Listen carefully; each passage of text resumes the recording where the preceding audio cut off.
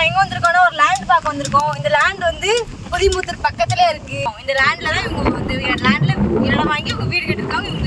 இவங்களுடைய இது வந்து நம்மகிட்ட பகிர்ந்துக்கிற போறாங்க. சொல்லுங்க ராஜா, உங்க உங்களுக்கு எவ்வளவு சந்தோஷமா இருக்கு? இந்த லேண்டில் முத நான் தான் அந்த லேண்டு வாங்கினேன். வாங்கி ஒரு வீடு போட்டிருக்கேன்.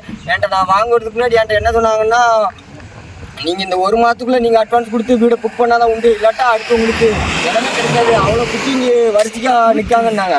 இப்போ அந்த இடத்த வாங்கி வீடு போட்டு 4 வருஷம் ஆயிட்டு ஒரு நாள் வரல. நான் ஒத்தியில தான் தங்கிட்டு இருக்கேன். அந்த தண்ணி வசதிலாம் ரொம்ப பக்கத்துலேயே இருக்குது.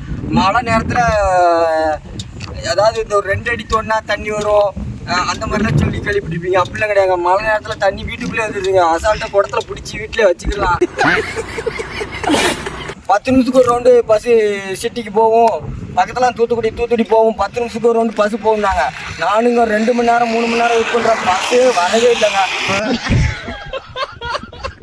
கரண்ட் 24 மணி நேரமும் கரண்ட் இருக்குன்னாங்க. ஏன்னா கரண்ட்டுங்க வந்துருந்து கரண்ட்டை கண்ணில் பார்க்கவே இல்லைங்க. செக்கில் ஆட்டின சுத்தமான உருட்டு.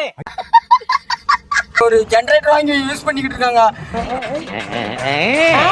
ஒரு கரண்ட் கூட இழுத்து கொடுக்க மாட்டேங்காங்க. அந்த மாதிரி ரொம்ப இதாக இருக்குங்க. நைட்டு பூரா கொசுக்கடி.